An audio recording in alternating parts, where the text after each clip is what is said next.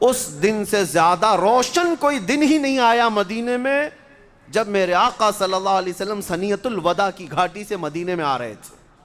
उससे रोशन दिन कभी मदीने में आया नहीं।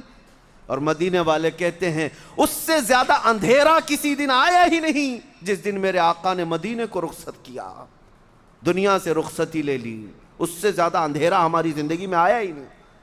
अब सोचो दीन का निज़ाम चलना कैसे है। हुजूर पर्दा फरमा चुके हैं, सहाबा खड़े हैं। उस वक्त जिसने मिशन उठाया, बागडोर संभाली, वो सिद्दीक़ अकबर की ज़ात थी।